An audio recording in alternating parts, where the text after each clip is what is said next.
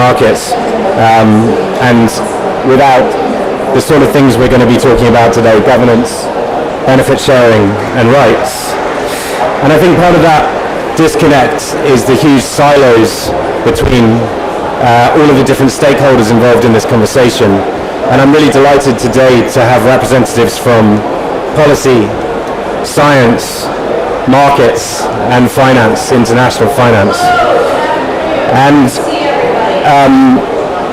without further ado, I'll pass over to Marissa Martin. And Marissa is a leading climate change lawyer with particular expertise in carbon markets and climate policy. She's the head of pollination law and an expert on Article 6. Marissa, over to you. Thanks. Hi, everyone. I will try to compete with her. I don't know if I'll try to compete with her. Is that better? Yeah. Hi, everyone. Marissa Martin, Managing Director at Pollination. Thank you for inviting me. Really happy to be here.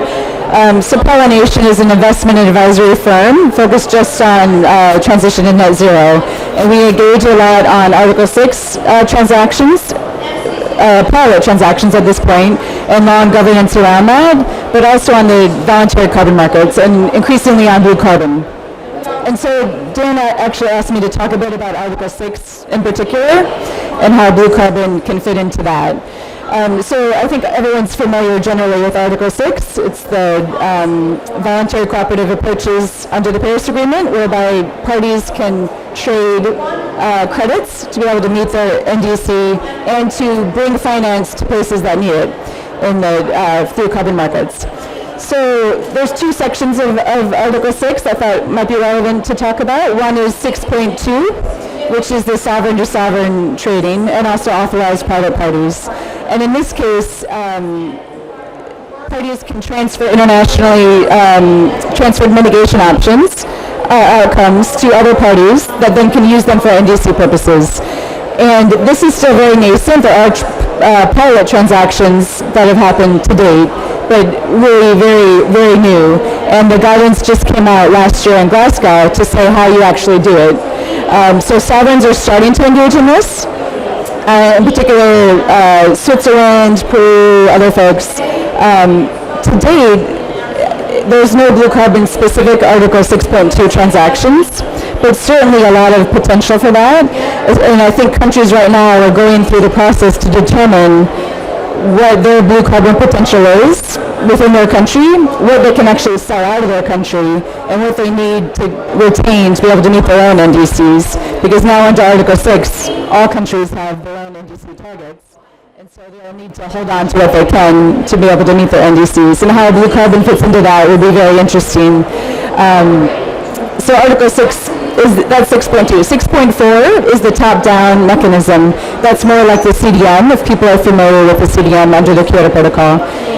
The CDM and this Article 6 mechanism, the UN and the Joint Supervisory Committee will set forth methodologies and then issue credits for projects that meet the requirements.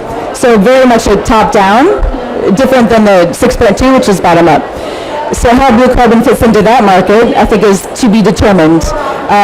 That 6.4 process is still evolving. They have been meeting at the highest levels to determine which methodologies are eligible, how they're going to go about issuing and crediting projects and programs.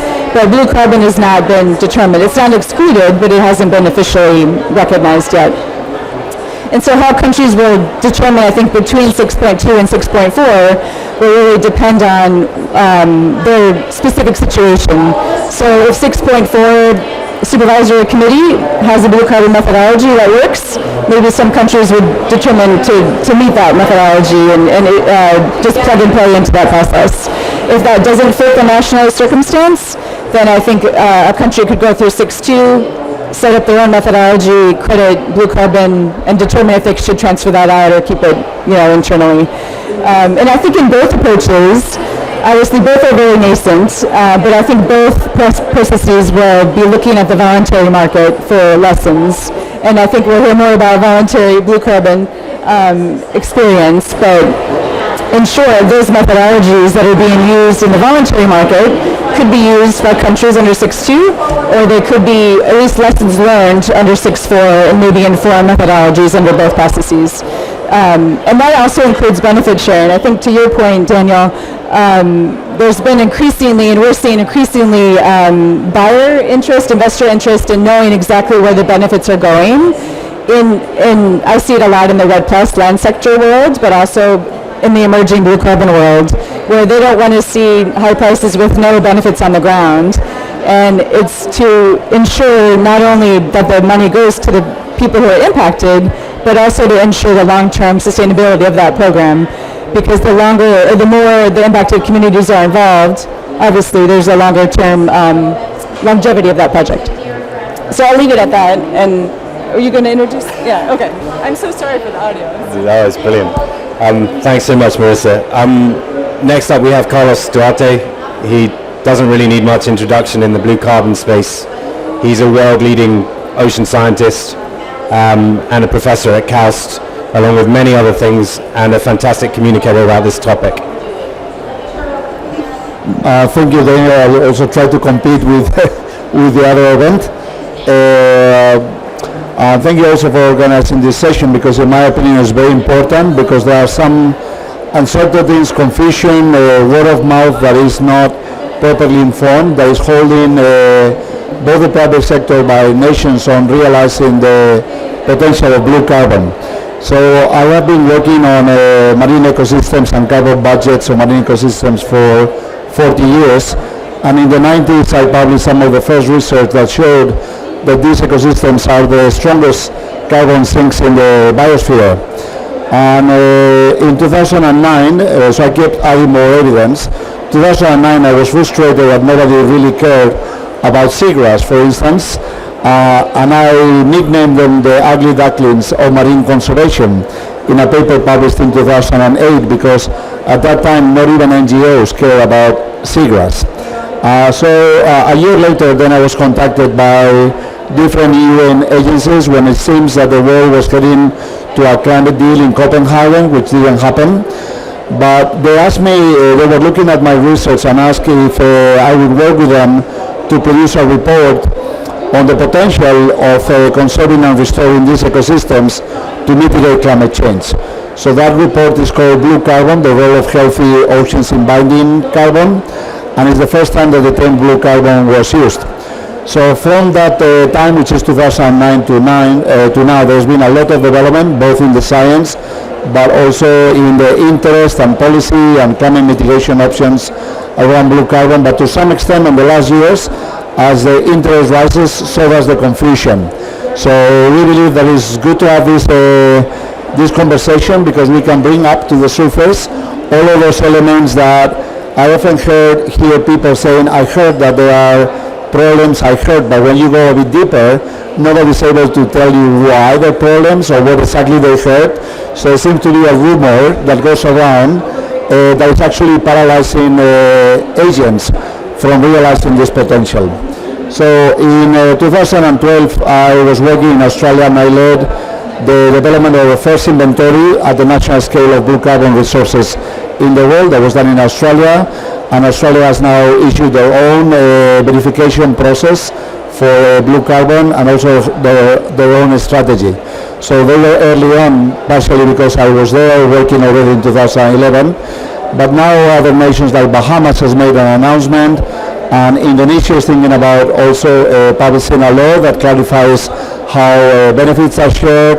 So I think we see a lot of activity from policymakers into trying to clarify that landscape, and in my opinion it's fundamental that we do that quickly. First, because blue carbon, from my perspective, it's way beyond carbon and climate mitigation. So we have that carbon-centric view that for us everything boils down to carbon, but it's just a unit and a metric, and a fortunate one because we can assign a value to carbon. But in fact what blue carbon does is address one particular component of our damage to the planet and the atmosphere that has brought us to this predicament, which is what is caused, and even that doesn't help in resolving this confusion. So there's one element of the carbon budget that is called land use change. which is 38% of the accumulated greenhouse gases in the atmosphere. So this component actually includes damage to the ocean. So it's very inappropriate to call it land use change when it includes damage to the ocean. So the loss of whales, for instance, that we didn't hunt whales to eat them. We hunted whales to burn them. They were used as fuel to light the streets of Europe, North America, Australia, and other continents. And only once they were depleted to 10% of their former abundance, we then used gas and coal to light the streets. But whales were fuel before oil was a fuel, and the carbon dioxide that was once a beautiful whale is now in the atmosphere, contributing to the problem. That is certainly not land use, it's certainly ocean change, and we also destroyed about 50% of the global mangroves, about 40% of the global seagrass extent before we were able to even discover where they sit, and also damaged about 50% of the global extent of salt marshes. So blue carbon is really about decarbonizing the atmosphere by recarbonizing our biosphere. And recarbonizing our biosphere and bringing back all of that green natural capital is not just carbon. That living carbon that we are converting CO2 into then generates many other benefits. So I've been always emphasizing the adaptation value of blue carbon to protect our shorelines, to bring about food security, for nurturing fisheries and maintaining resources, and also improving water quality and maintaining sanitation. So it's way beyond carbon, and when we value the benefits, we cannot look only at the value of a ton of carbon. We actually need to look at the value in terms of addressing our food crisis, our loss and damage and adaptation crisis, and also rebuilding our biosphere that supports our well-being. So please keep that in mind, and this is not in any valuation of the ton of carbon. It's missed entirely from the picture. And whereas when you trade carbon credits, as it was explained before, then carbons can go from one nation to another for reporting purposes and so on, the adaptation benefits always stay with the local community, and they are not valued. So when you say, I'm going to, for instance, develop a very large project in Bangladesh, that was announced last year, so Blue Marine Foundation then developed and announced in COP26 the largest blue carbon project in the world in Bangladesh last year. The value to the local community of the adaptation benefits is not part of the carbon credit. So the buyer is not, the investor is not buying that, but I submit that the value of that, if you monetize it, is actually probably twice or more larger than the value of the carbon. So please keep that in mind and never forget that there are all of those benefits that come along with blue carbon. And in my opinion, blue carbon, in fact, I want to start shifting the conversation to blue natural capital. And a friend of mine, I was quoting that yesterday, says that natural capital is the new real estate. Because investing in nature is a very wise thing to do today because it's depleted and it's part of the predicament that we have, and it's part of the weakness of our economy, as it will be discussed later. So blue carbon is the first time in Western history, because other cultures have other values, but it is the first time in Western history that living ecosystems have value. So damaged ecosystems or ecosystems under threat in the ocean, which never had a value, now have a value, and we no longer need to kill fish, to kill trees, to log them down, to have them a value. So this is a first wedge into giving a value to nature and giving a value to blue natural capital. So we need to move beyond that, and the consequence of blue carbon and eventually give value to blue natural capital is way beyond the climate issue alone. It tackles food security, it tackles livelihoods and well-being of people, and it tackles also adaptation benefits of these ecosystems. So I see all of this confusion growing as a form based on poor information, and I believe that we need to add transparency to that dialogue, and also sometimes even water down the jargon that UNFCCC has created unnecessarily, like for instance things like land use change when there's ocean there. So how can you refer to land use change when you're talking about seagrass, mangroves, whales? So that's really confusing. Things like negative emissions, which is an oxymoron. By the dictionary, you cannot have an emission cannot be negative. That is called absorption. So why do you create those languages and all of these things about Article 6.2 and so on, which in my opinion as a geochemist, carbon budgets are really easy, but they're getting really confused by the lack of clarity on Article 6, because Article 6 never anticipated the participation of the private sector. That is now massive. So the rules of Article 6 are not really designed for participation of the private sector in solving the climate issue. And solving the climate issue is about changing the economy. Government set the rules, but the economy is run by the private sector. So please policymakers, apply the oldest principle in science, which is the principle of parsimony, which Einstein enunciated as everything should be as simple as possible, but no simpler, and stop adding jargon and complication to this dialogue, because it makes us waste time and it adds confusion that paralyzes us. Thank you.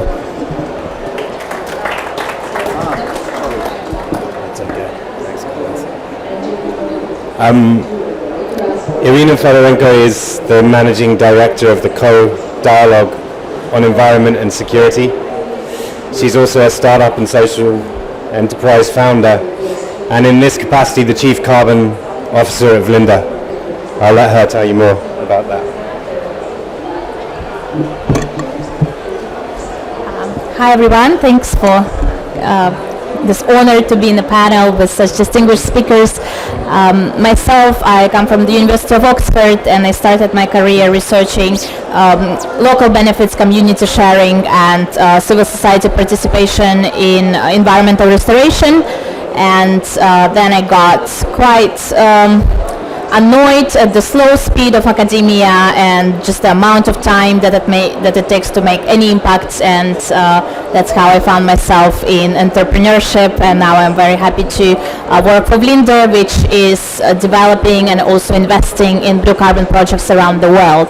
Our philosophy is shaped by one of the first projects we ever worked with, which is the Myanmar Blue Carbon, you may know, Worldview International Foundation, and the team at Vlinder raised the first ever tokenized ICO funding to actually plant mangrove trees, and that was 2016, way before anyone knew what blockchain was, or I mean in the broader society, and way before it was even something real or conceivable, before it was known what was carbon markets, or that it can be actually tokenized or sold, or we could get profit from it, again, I mean on an everyday level, and that enabled the project to start. So we managed to plant 1 million mangrove trees at that time, and the money we raised also paid for the first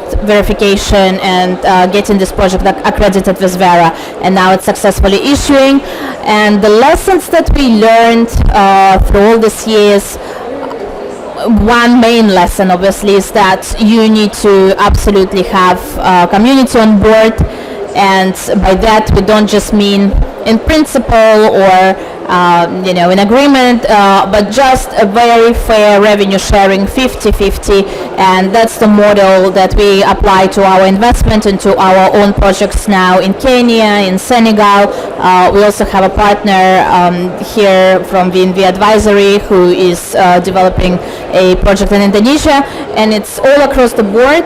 If there is no fair revenue sharing, the project is just not going to succeed, it's not going to go on, and it will just not stand the test of time, 20 years carbon curve. If there is not constant stream of revenue coming to the project, no one will invest in it, and you can't guarantee 20 years like growth of the forest. How do you then actually implement that revenue split?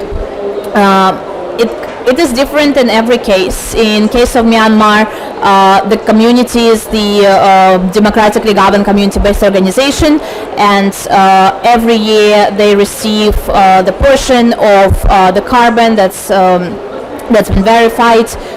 Of course, they do not have capacity to sell carbon themselves, so the project NGO sells this carbon, and then this proceeds go to the fund, and it becomes a community development fund, and then the members of the community vote. And in the past, they voted to buy computers to the local school. In the past 2 years, of course, with the pandemic, health was priority number one. So this community, from this money, they decided to spend it on hospital supplies, masks, hygiene products, so all the COVID-related expenses. And it's a very straightforward process because monitoring is carried out annually. Community members are engaged in monitoring. Community members are engaged in also developing alternative livelihood sources and like beehives, shrimp farming, crab farming, and it's a very straightforward model. So of course, people understand that we are planting mangroves for our future generations. We are planting mangroves to protect ourselves from the sea, and all these beautiful big slogans about climate change. But the reality is that it has to be economically more attractive to have a healthy forest, to have this annual income coming, rather than to cut forest and to sell it for charcoal or for anything else. So it's a right thing to do, it's a nice thing to do, but it's also a very pragmatic thing to do. It's absolutely pragmatic, transparent, and clear. Now, this model we see works the same way in our African projects and the Kenyan community. We have mostly women, and for them the education of their children is number one priority, but even before that we've been asked to provide shoes and t-shirts. So we already know that this will be the first the first spendings, and that's where the first money will go.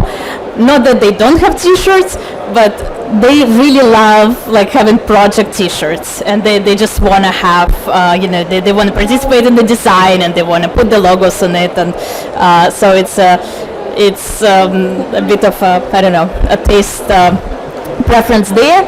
And we also know that, for example, in Kenya, mangrove honey is becoming something that restaurants want to buy, and mangrove honey is becoming a brand, and the village from village they learn from each other that it's a really good business. They know how to do beehives, so we know that again, once the first credits will start to come in from our project. We just started planting, so we are doing now 200 hectares at the first instance, 2,000 hectares over the next year. So once the first money will come in, we will be buying beehives and also school books and shoes. And that's how it works, in terms of revenue sharing. And that's why our team works on our project. That's why we're able to get the best graduates, the best IT people, the best kind of designers to work on medium salaries, because also everyone believes in the mission. Where does this leave us as a business? Now it's a different question, because every time we pitch to the investor, and be it a broker or a final consumer company, anyone, we show the numbers, and while it's very nice that we have a revenue sharing component just embedded in it and it's not a negotiable, every single time we get the question, wow, we could have twice more carbon. Why do you really give half of your carbon? Do you really have to give half of your carbon? And this deal could just be twice more attractive.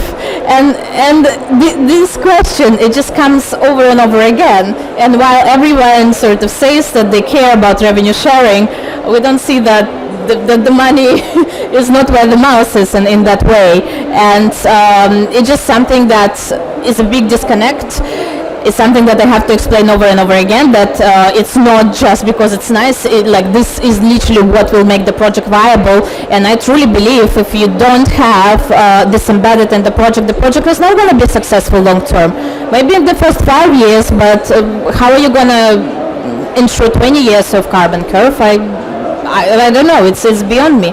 So that's where we kind of miss the investor education piece, I would say.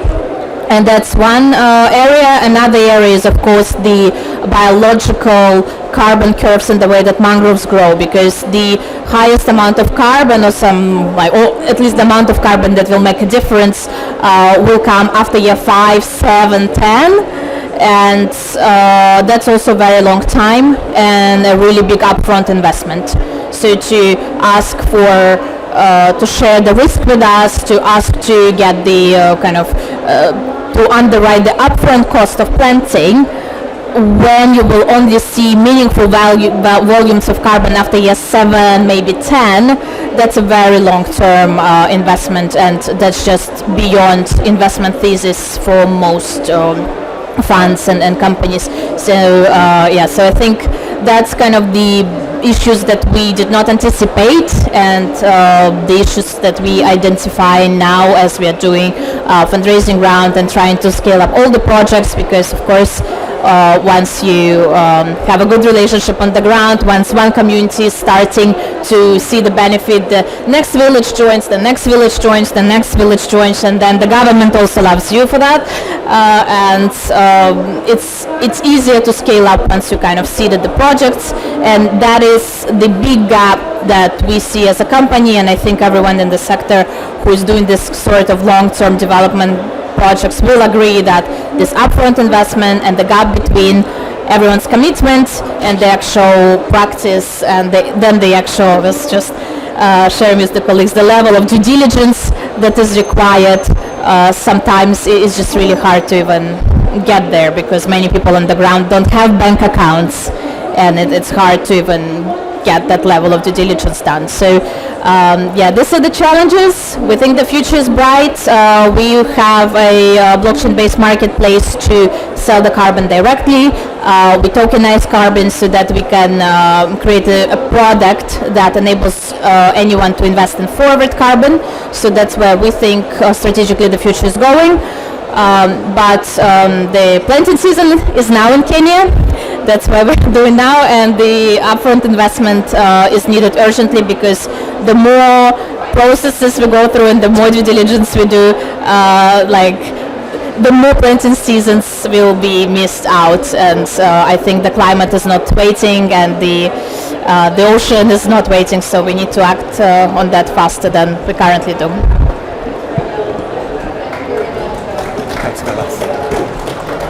Thanks, Irina.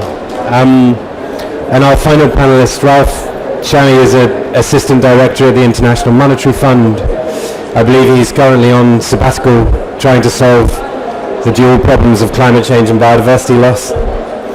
And he's founded 2 entities to achieve this: Blue Green World and Resilience Earth. Really delighted to have Ralph here to talk about finance. Thank you. My journey into this was started in 2017. I ended up on a boat with a bunch of whale experts, great whale experts, in the Sea of Cortez. And at that point in time, I knew nothing about whales, nothing, zero. So I had nothing to say for a couple of days, until one night we're all having wine, and I overheard one of them say the carbon on the whale. And of course, we're all carbon units. So I said, oh, but we're all carbon units. They said, yeah. But Ralph, you spent a few days looking at a blue whale that is 120 foot long. Do you think you have the same amount of carbon as a blue whale? And I said, of course not. But how much carbon is on a blue whale?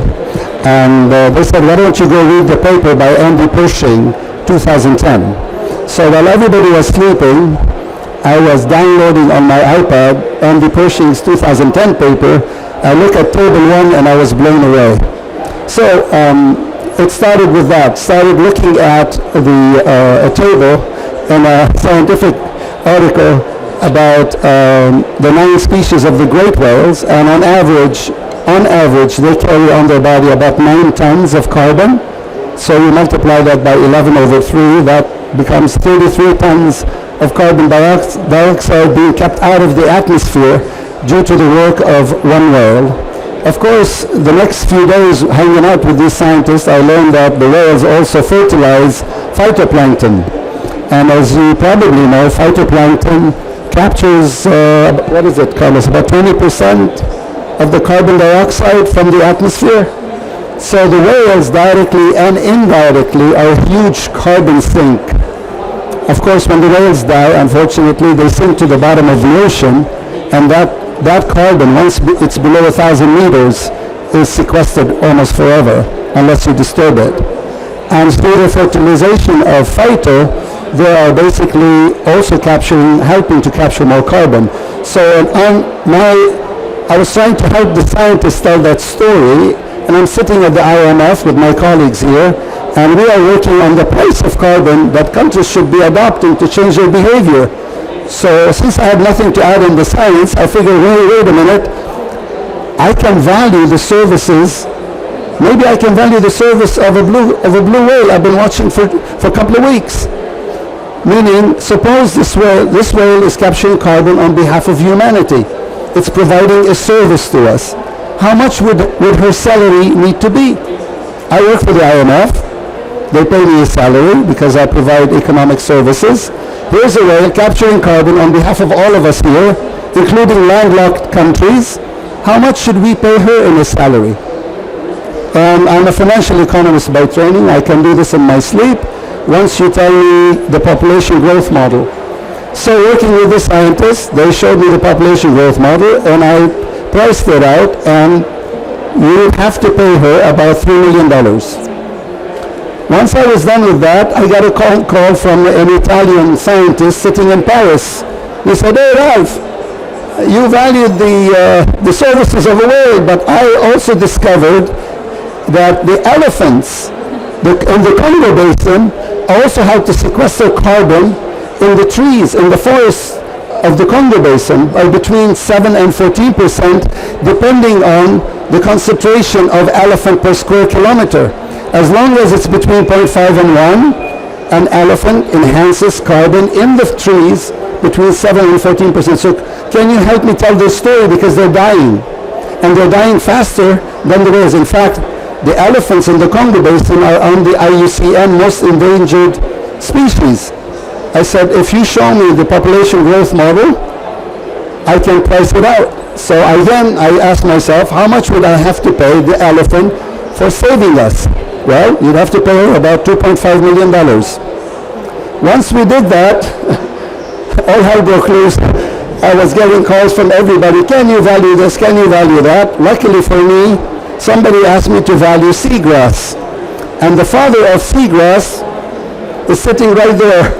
So I know nothing about seagrass. So I went to the first paper. I said, whose papers should I read? They said, Carlos Duarte's papers.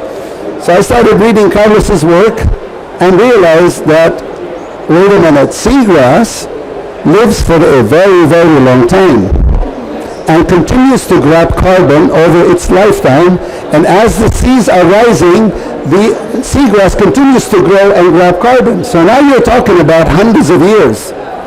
If you were to do that exercise correctly, by the way, this is published work in the Proceedings of the National Academy of Sciences, you would find out that the global value of seagrass is about $2 trillion just in carbon. Now, of course, what Carlos is talking about, what we're all talking about here, is what else do these things do? Well, seagrass is a great barrier against flooding. So you can also calculate what is the value of seagrass from protection of communities from flooding. You would add about $1.5 trillion.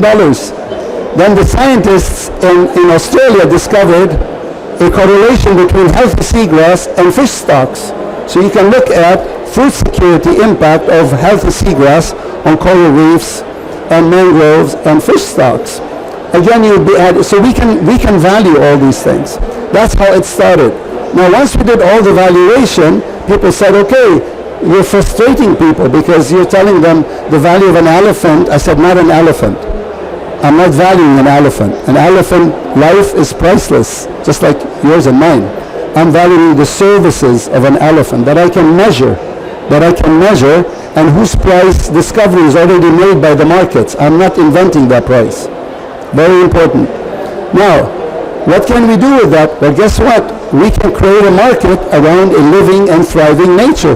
That's what we're talking about here, folks.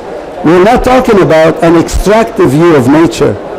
We're talking about what is the value to us, to our system, to our lives, of a living and thriving nature.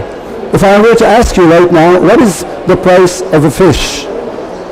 I bet you 99% of you is thinking about the salmon you had yesterday, you're about to have tonight, fried and on your plate for $30, actually $40, but doesn't matter. That's not what I'm talking about. I'm talking about what is the price, what is the value of a living fish frolicking freely in the ocean as nature meant it to be. That's what we're talking about here.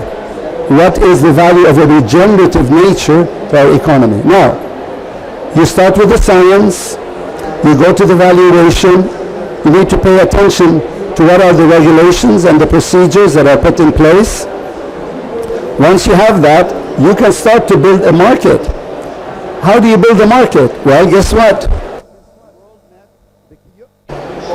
Oh, okay. So the Kyoto protocols, this is where the price of carbon eked up above zero, followed by the Paris Accord, and the price takes off. How much? Well, our own institution, is it what, 78 or something? I think so. I think our own institution says, the IMF says, the price ought to be about 70 something. But that's a floor. In fact, the forecast for carbon is going to be in the hundreds. And you may think, but why? Well, why? Because the world made a commitment to go carbon zero, carbon negative, carbon neutral by a certain date. Originally it was 2050. But that was predicated on us taking action at that point in time. All we did is what Greta said it correctly. We did blah, blah, blah. Suddenly, it's no longer 2050, it's 2040. Because climate is coming at you at a nonlinear speed, at a very fast speed. So it's 2040, so the demand for financial economists like me, that tells you there's a demand, insatiable demand, dire demand, urgent demand to reduce our emission, but not only to reduce our emission, by the way, to reduce the stock of carbon in the atmosphere. Folks, there's a problem here. There's a problem with the flow, which is emissions, and there's a problem with the stock, which is how much carbon is sitting, as Al Gore calls it, the sewer. We use the sky as a sewer, and the sewer is now full. So we need to reduce our emissions, and we need to drain the sewer. We need to reduce the carbon that is in the atmosphere. All that tells me is that there's demand by corporations, demand by world to reduce. That's the demand side of the equation. Where is the supply side? Well, the supply side are all these beautiful countries, one of them is the Bahamas, sitting on at least what, 10%? 25% of the world's seagrass. Now, how much did I value seagrass for you at? $2 trillion. Bahamas is sitting on 25% of it. You can imagine what the potential wealth would be for the Bahamas. Okay, if we do this properly, we do it right. Okay, so the supply comes from all the countries that are sitting on natural capital. In this case, also blue natural capital, or blue carbon, if you like. Carbon, by the way, is just a short game. Eventually we'll move to a systems approach to all of this. But carbon allows us to build the market, because it's one unit that everybody can recognize. But then already you see talk about biodiversity metrics and all that other stuff. That's all coming. That's coming very quickly. Anyway, so we have demand by the world, by corporations, by individuals that want to reduce their carbon footprint. And we have the supply coming from the countries. Some of them are, you guys are here. Gabon, we work with Gabon. They have amazing forests. They have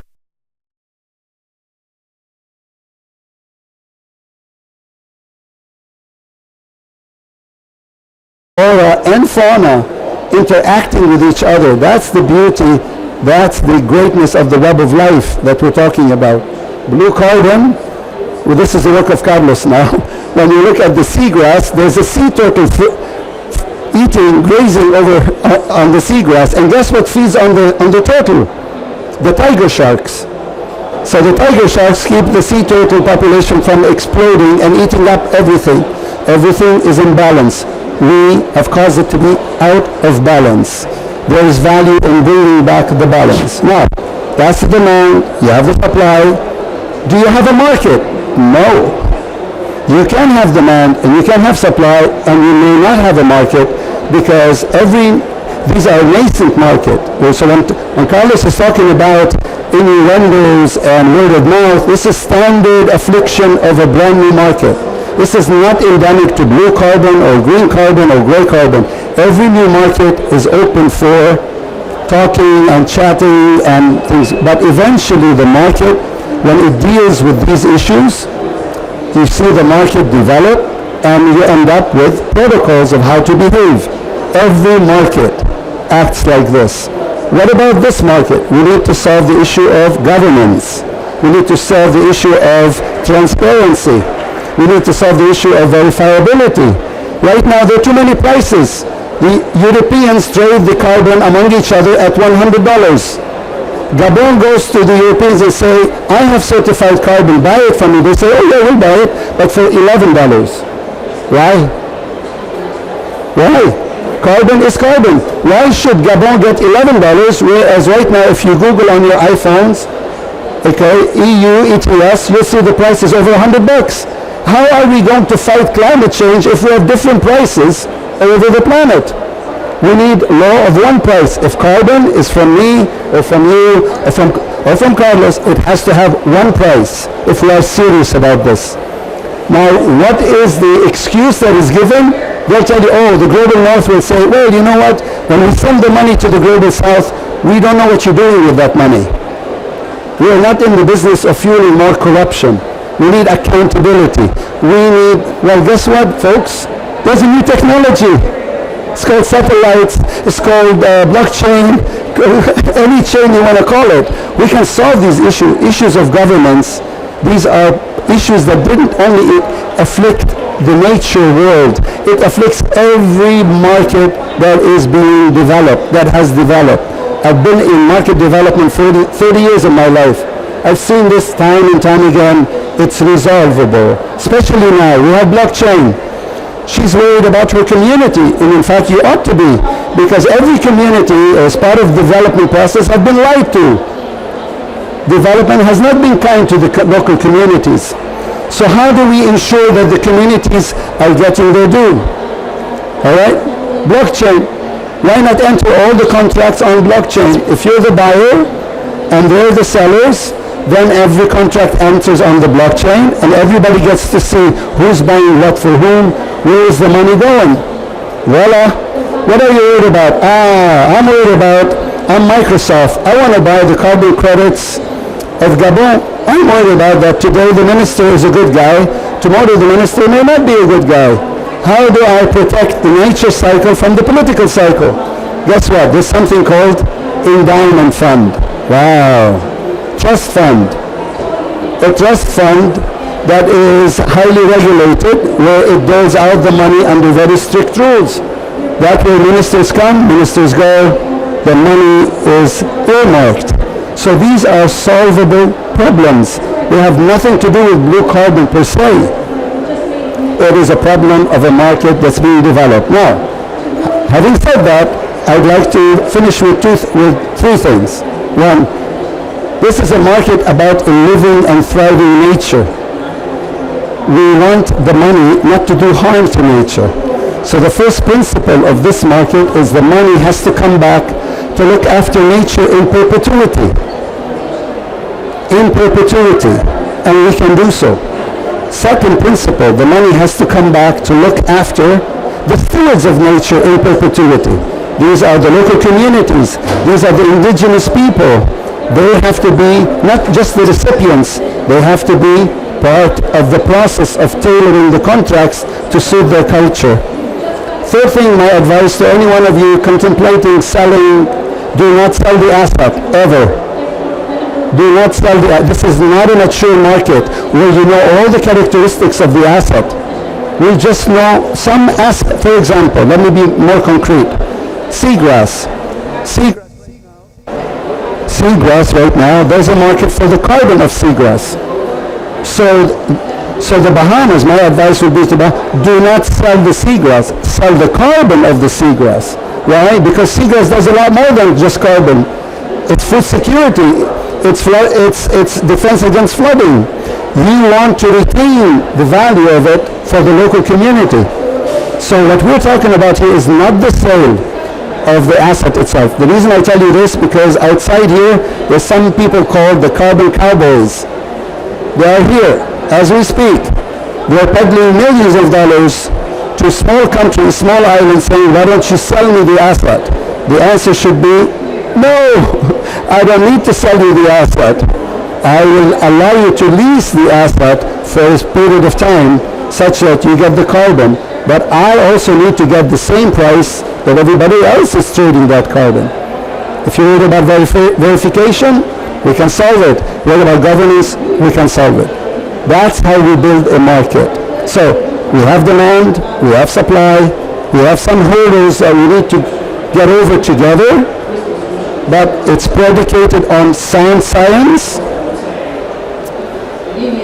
There are rules and procedures of how we are going to do this. We can do the valuation, and we should never forget when we talk about equity. Equity is not only the people, but equity towards nature itself, because nature is a living system. And when we talk about equity, it's intragenerational and intergenerational. We need to protect Earth on behalf of the future generation. All of this is a promise of the future. And notice, in this paradigm, which I call the new paradigm, everybody wins. No one loses. Nature wins. Local communities win. You know what Microsoft would get out of this deal of buying the carbon of the Bahamas, for example? They'll get to put on their website, I got my carbon credits, I offset whatever, but I also enhance my ESGs, and since my money is going to protect the turtles and the tiger sharks and communities, I hit SDG 1, 3, 4, 8, I have to remember them, 10, 13, 14, 15. So it's not a carbon play. This is a resilience. When we create resilience in nature, we create resilience in the people. We stabilize people in the land. Because climate change and people on the move, as you just heard the beautiful, heart-aching words of the Prime Minister of the Bahamas says, we don't have any degrees of freedom. We can become nomads in our own land, in this world. One more hurricane and it's over. So time is not on our side. Nature does not wait for humanity to get its act together. It's coming. Let's put aside these diddly stuff. How do you verify it? Is it Vera? Is it gold standard? For Pete's sake, this is our own existence is at stake here. Let's not lose track of what we are really talking about. We're talking about our own existence here. Nature will exist with or without us, but we may not be here, okay? But this story has a happy ending. We can do this. We can do it together. Thank you. Thanks, Ralph. We've got time for a couple of questions. I'll ask a couple and I'll pass over to the audience. Melissa, as I understand it, Article 6 requires central governments to provide a letter of authority to allow voluntary carbon markets to take credits out of the national inventory. Is that true? How does it work? Well, it's hard to follow your discussions because this is the piddly stuff that you're talking about, but it's also very important. Yeah, I think, and to your question, this is also goes to the confusion in the market in general, I think, because so the voluntary carbon market is not required to go through Article 6, right? So voluntary carbon credits don't have to be authorized by national governments under Article 6. That was decided in Glasgow last year.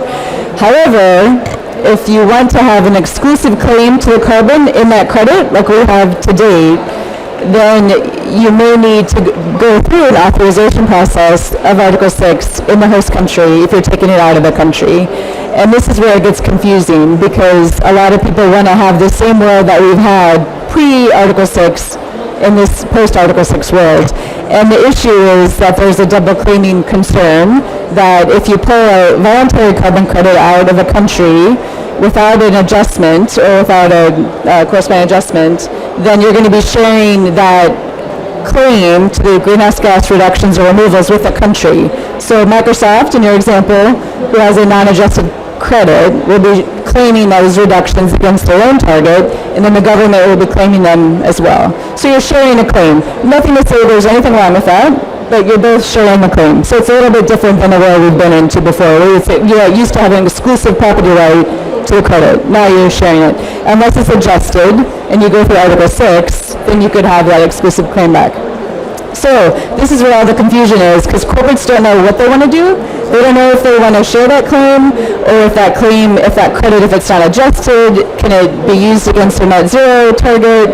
There's a lot of worry about greenwashing, and I think right now we're waiting for some market sentiment or some market position to come up to be able to give buyers who are creating all the demand some certainty that if they buy a credit and they say something, they're not going to get crucified by the public, by NGOs, by anyone, by the countries, or by regulators. I mean, in the U.S., there's increasingly attention on what corporates are saying by SEC, Federal Trade Commission, CFTC. Like there will be increasing regulation on this. And so it will take one corporate who makes a claim that is considered to be greenwashing to really affect the market. And maybe that's what we need to then give people guidance on what you can and can't do. But in the meantime, I think host countries will have to determine whether they want to authorize credits and adjust them or if they don't. And again, it's not required under Article 6. I think it will be driven by buyer demand and by, increasingly what buyers want and what the market is willing to live with in double claiming. So again, this is kind of the piddly stuff. But it's the governance. Thanks, Marissa. I see like a huge discrepancy between the price that people are being paid for carbon now, $12, $15, maybe $20, and the ETS you mentioned, and the true cost of carbon, the social cost of carbon. Irina, how do we get there? How do we move things forward? And feel free. Sure, easy question. We are actually exactly in the process of determining the future price curve because we are creating the forward carbon product, right? So we need to price the carbon today with all the risks and then of course charge it against the future price that one can reasonably get for this type of credit, right? And it's a discussion whether all the carbon should be priced equally because of course our physicists know because blue carbon should be priced more than conservation. Like it's more expensive, it's more labor intensive, it's removals, right? It's not just conservation. So, for example, that's one, right? Then when we try to also hit the SDGs and the community benefit and the coral reefs, for example, then we think it should also be priced more expensive than the terrestrial forest, right? But how? What is the number? We don't know. Then we read all the reports, then we look at the UETS, then we read McKinsey, then we read Trove Research, where price of blue carbon starts somewhere at $60 and reaches 100, 200. But this is not what the market actually shows us. And currently, we know that the spot blue carbon has just been sold. It's public information, so thanks God someone is releasing public information that we can cite and can use as a benchmark for $29 per ton.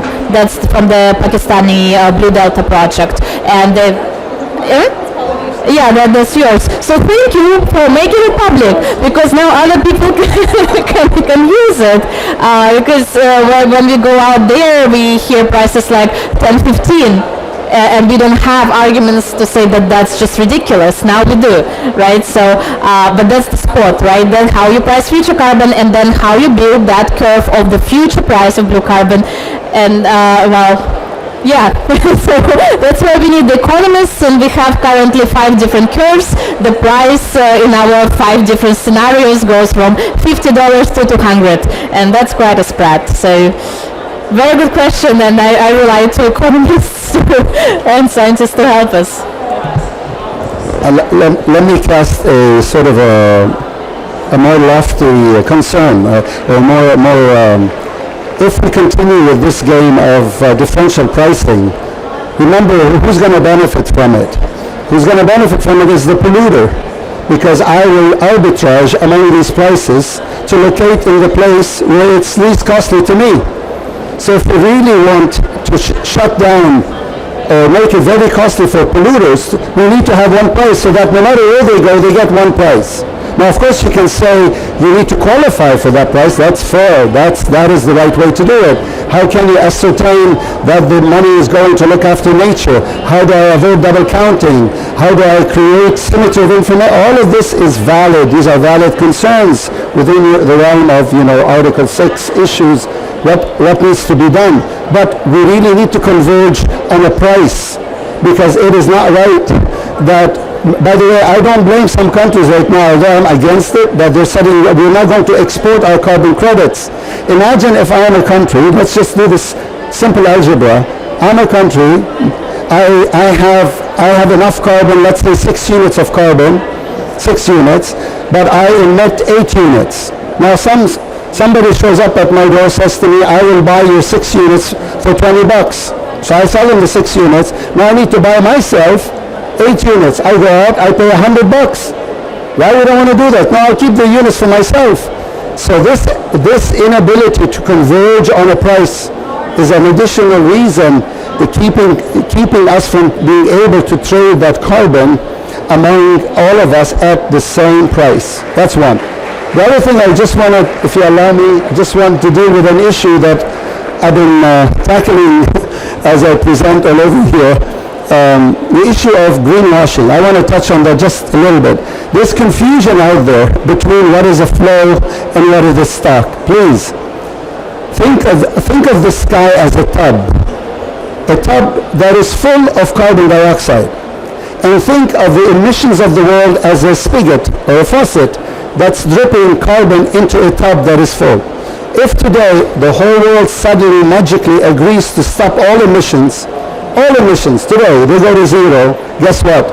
We'll still bake to death. Because there's just too much carbon in the atmosphere. There's a stock of carbon that we are responsible for putting up there. So cutting emissions to zero is not going to solve the full problem. We need to drain the tub. And there's only one way, certified way, to drain the tub. And the technology is roughly about 4 billion years old, called nature, or as my colleague Diana here calls it, Earth Tech approach to this problem. Meaning, even the IPCC now has come along where finally said, nature can help us reduce climate risk by at least 38%. So when you have 2 objectives, reducing the emissions and draining the tub, you need 2 instruments. When you have multiple objectives, you have to have multiple instruments. So greenwashing is a result of bad policy. We need good policy, which tells corporations you are to reduce your emissions, but you also need to buy carbon credits because you need to drain the tub. One is not going to solve it. Okay? Thank you. I'll go there because the Time's out. Yeah, chuck it over. Sorry, Carlos. We're over time, so Carlos, do you want to give us a very brief last word? And then if the audience want to ask the panelists questions, we'll do it after.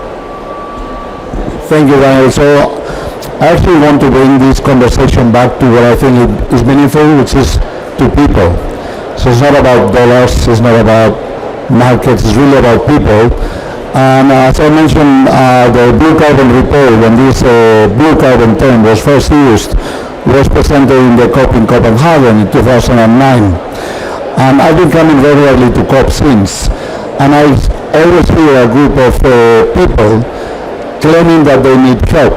These are island states which are low-lying, for which climate change is not a matter of improved well-being, it's an existential matter. They're going to be flooded, right?